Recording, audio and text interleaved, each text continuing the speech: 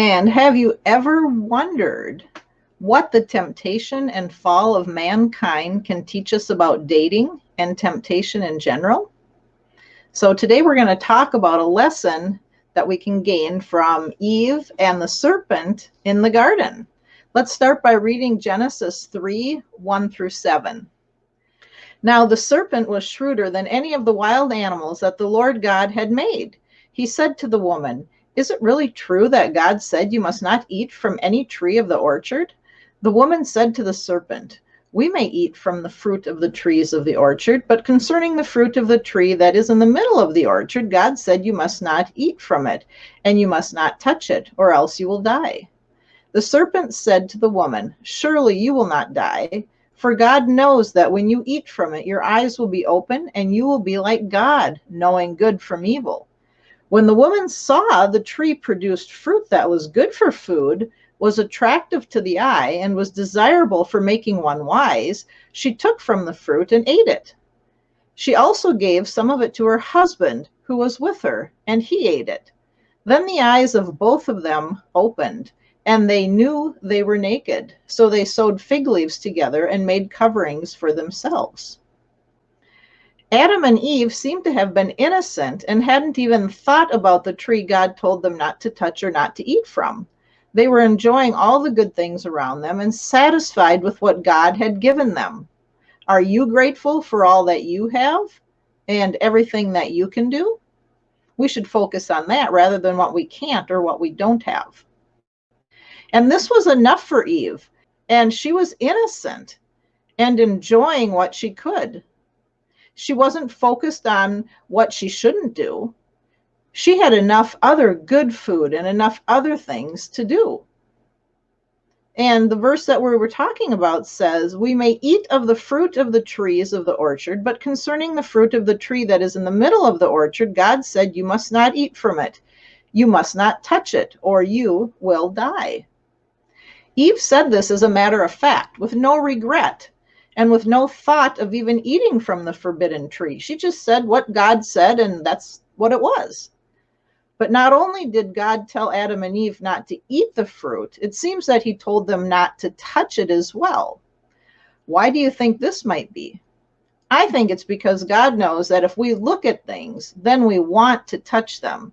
And after we touch them, then we want to take them, or we want to hold them and make them our own. But then after this part, the discussion comes to the half lie that the serpent told Eve.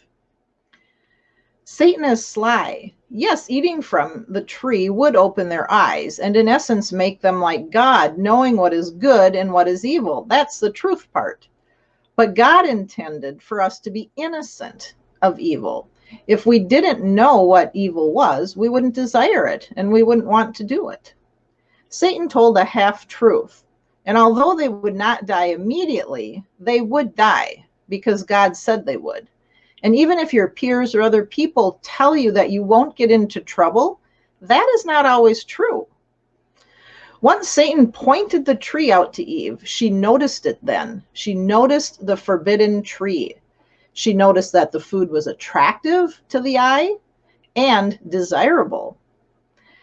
It says, when the woman saw that the tree produced fruit that was good for food and was attractive to the eye and was desirable for making one wise, she took some of the fruit and ate it. So she only did that after she saw it and after she thought about how good it looked. Before this, Eve hadn't even paid attention to the tree. She didn't even notice it, really. She was told not to eat from it and not touch it, so she didn't. She didn't even notice how beautiful it was or how good the fruit looked. It didn't take long, though, for her to notice it.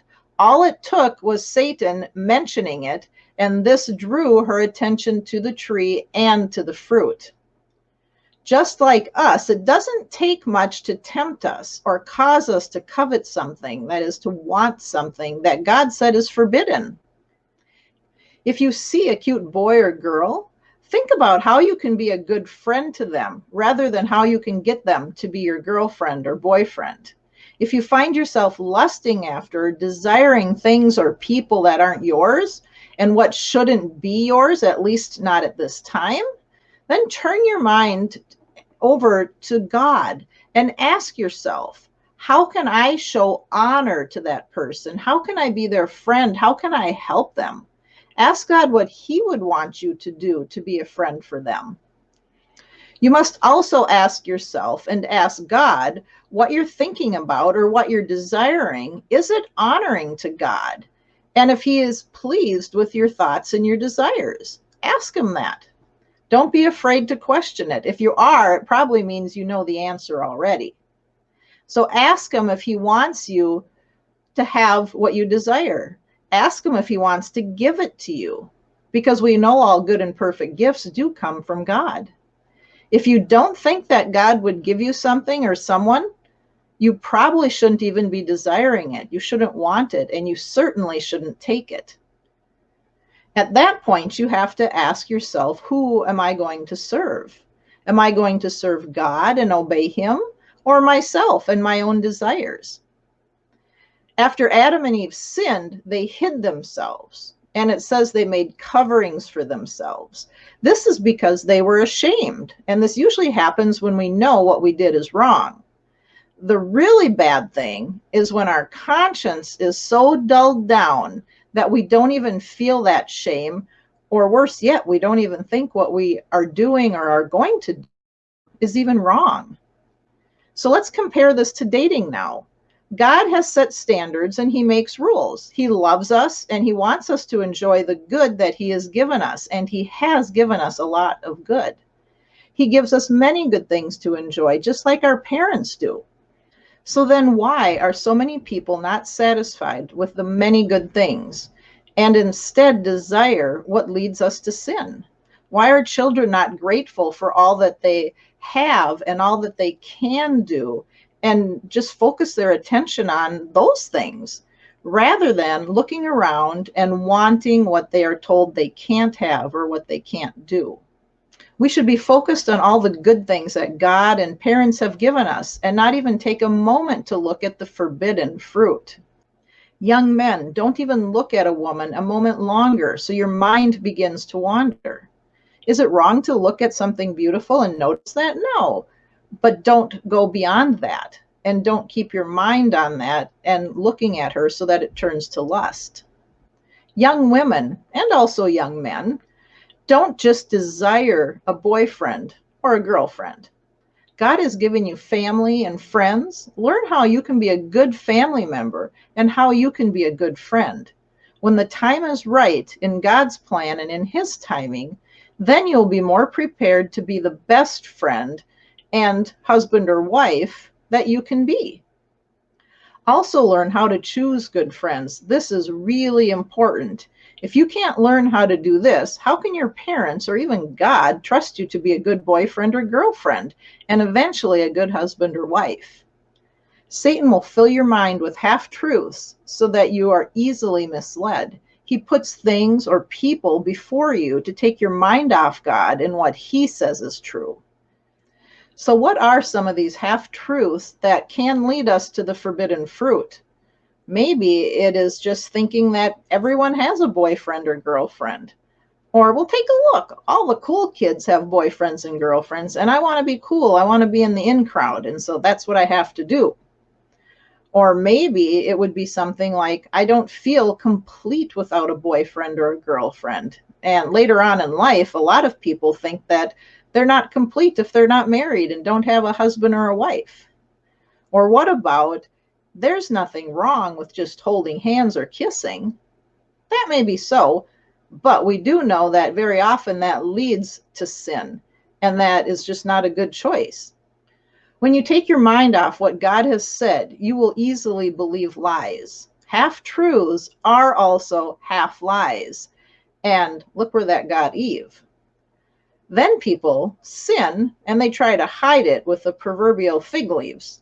Consider what you're doing. If you're hiding things from your parents, or you think you're hiding something from God, although you can't because He knows everything and He sees what you do, or if you're married and you're hiding something from your spouse, you are probably either very close to sinning or you're already sinning. A good rule of thumb is don't think about or even look at what you're not allowed to have or you're not allowed to do, whether it's God or your parents telling you that. And certainly do not touch it. If you can't look at a boy or girl and truly just consider them a friend, then you can't hang around them pretending just to be friends. That would be a lie, and you would be misleading them and yourself. If you can't just be good friends and you want to touch the other person, then you better run the other way, or you too will end up needing some fig leaves. And then you risk being cursed by God. God tells us to make a choice. You get to choose. You have that power. And he said to choose blessings or curses. It's just like your parents. You can choose to obey or disobey, and you will either be blessed by them or cursed. Or in other words, maybe you'll get things taken away, or you'll be grounded, or you'll get yelled at. It's your choice. They're not doing that just out of being angry with you because there's no reason to be. That is what you reap for the decision you've made. If you choose to do what is right and you obey, you'll be blessed, and there'll be good things and good words coming from your parents and from God. But if you choose the wrong thing, then you get whatever comes from that. But it's because of your choice. God tells us to choose blessings and curses, but he also tells us to choose life or death. It's our choice. It's up to you. Your parents want what's best for you, and so does God, even more than your parents do. Make a choice to walk in obedience. Choose to obey without questioning or looking at that forbidden fruit. It's for your own good. Keep your eyes on Jesus and enjoy all that you can do and everything that you do have, because I'm sure it is a lot of good, and you have a lot of good things and good opportunities. I encourage you to get out a piece of paper and write down all the good things that you have and everything that you are allowed to do. And then go back over that list and really be thankful for those things, and thank your parents, thank God. Focus on those things and know that you really are blessed. The few things that you're not allowed to do or allowed to have won't be such a big deal then when you're focused on the good things that you are allowed to do. Let's try focusing on the good things. Just like Eve, before Satan tempted her, she was focusing on the rest of the garden, all the good trees, all the good things, the good fruit and everything she had, and she was satisfied with that. She wasn't looking at the one thing that God told her not to do or not to touch or not to eat. And I would encourage you to think about that and think about the consequences she suffered and that we suffer now because of that bad choice. So I encourage you to just thank God for what you do have. Thank your parents and focus on those things. Focus on being a good family member, a good friend, and just being a grateful person. You'll enjoy life a lot more, and you'll enjoy the things that you do have. So I hope that this lesson that we gained today from Eve and the serpent in the garden will be a reminder to you to be grateful and thankful for all the things that you do have and that you can do, and to focus on those things and not on what you can't do and what you can't have, whether it's in regards to dating or anything else. It's a good lesson for all of us, children and adults alike, to keep our mind in a thankful state, that we have gratitude, because we will feel more blessed and we'll be happier with what we do have if we focus on those things rather than on the things that we don't have or that we can't have. And not only make a list today of those things, but I think it's a good habit to be in when you go to bed at night, to just look back over your day and thank God for all the good things that you had, whether it's food or a fun time or something you got to do. Just learn to be grateful and to be a grateful person, because you'll be happier and so will the people be around you. So learn the lesson that we see about Eve and the serpent in the garden and apply that to your own life.